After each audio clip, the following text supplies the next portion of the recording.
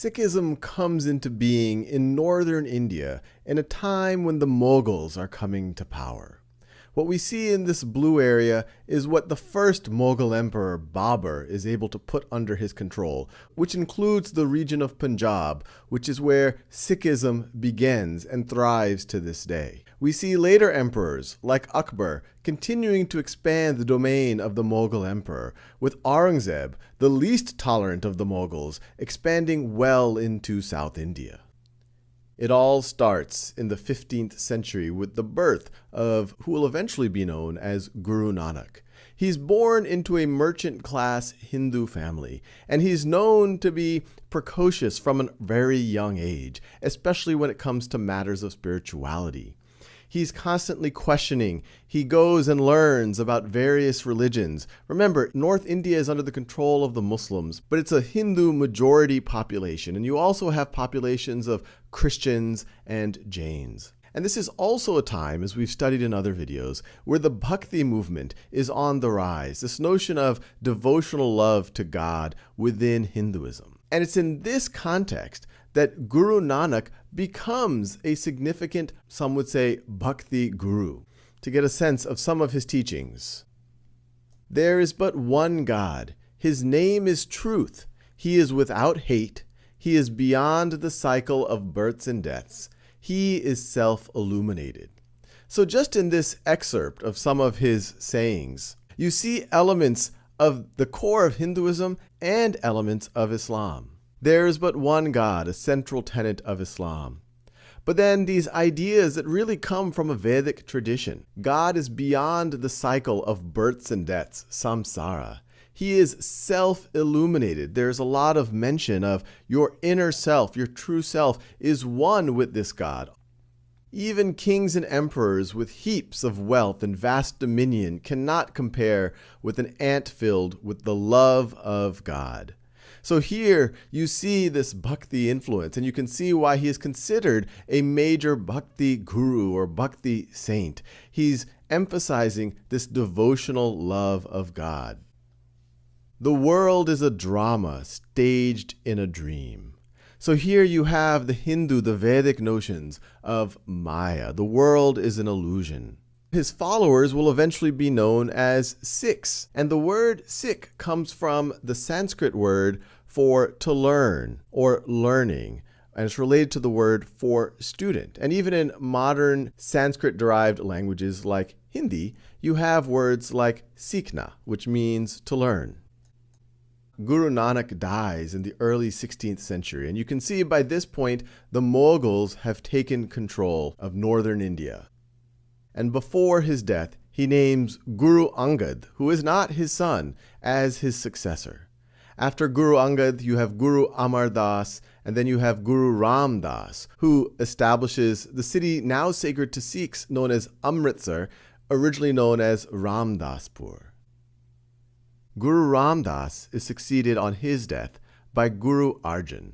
And Guru Arjan is significant for many reasons. He creates the compilation known as the Adi Granth, which are the sayings and the hymns of the previous gurus, including his own. The Adi Granth, as we will see, will eventually evolve into the Guru Granth Sahib, which is considered not only the Sikh holy book, but also the last and final of the gurus. In Ramdaspur, later to be known as Amritsar, Guru Arjan builds the Harmandir Sahib, which is intended to be a place of worship for people of all religions. They have a tradition of langar, where they feed anyone who comes from any faith. And today, the Harmandir Sahib would later be known as the Golden Temple, where a later Raja would plate it with gold, is the largest free kitchen in the world. Guru Arjan is also known as the first martyr in the Sikh faith. As we've talked about, the early Mughals were relatively tolerant. Akbar in particular was extremely tolerant. But upon his death, his son Jahangir takes power. And early in Jahangir's reign, he is insecure about his hold on power. And remember, the Mughals are ruling from the same region where the Sikhs are having an increasingly growing following, not just from Hindus, but also from Muslims. Threatened by this growing following, Jahangir imprisons Guru Arjan and tortures Guru Arjan, trying to get him to renounce the faith, to convert to Islam. Guru Arjan refuses, despite many days of excruciating torture, being boiled alive. Eventually, he dies, and there's slightly varying accounts of how it happens. After his death, his son, who will be known as Guru Har Gobind, comes to power. And Guru Har Gobind, as legend has it, on direction from his father before he would die, tells him that the Sikhs need to protect themselves. They need to adopt a military tradition to protect themselves from the oppression, especially the oppression from the Mughals. And so Guru Har Gobind, he is famous for establishing the military tradition of Sikhism. He is the first guru to be what you could call a warrior saint. He is famous for wearing two swords, one to represent his authority in the spiritual realm, and another to represent his authority in the temporal realm. He also has the longest tenure as guru. At Guru Har Gobind's death, his grandson, Guru Har Rai, becomes guru. At his death, his very young son, Guru Har Krishan, becomes guru, but dies of smallpox. After which, Guru Har Gobind's youngest son becomes guru.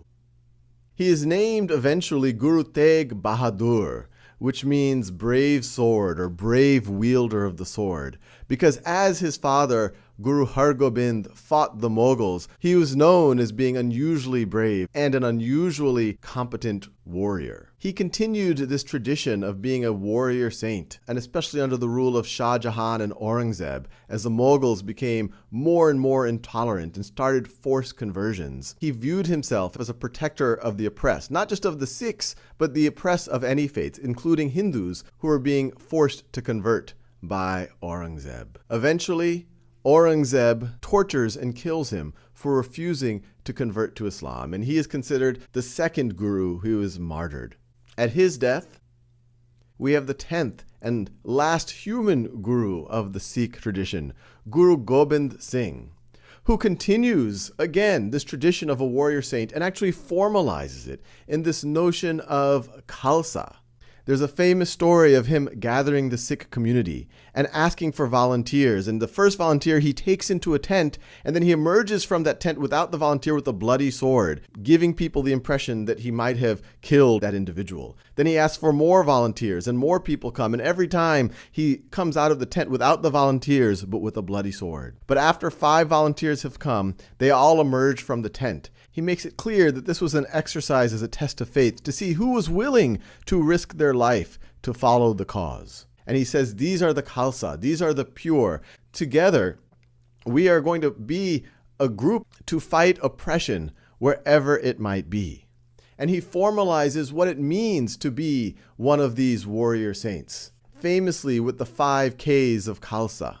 That anyone who goes into the Khalsa indoctrination, who becomes a Khalsa Sikh, they should not cut their hair. This is known as kesh. They should wear a metal bracelet known as kara. They should have a wooden comb known as kanga. And they should carry a short dagger or sword known as kirpan. And there's kachara, which is often an undergarment worn and has symbolic meaning. A man who goes through the Khalsa ceremony, the Khalsa baptism, adopts the title of Singh, which means lion, and a woman who does adopts the title Kaur, or princess. And it's essentially, they are promising to fight oppression wherever it might be.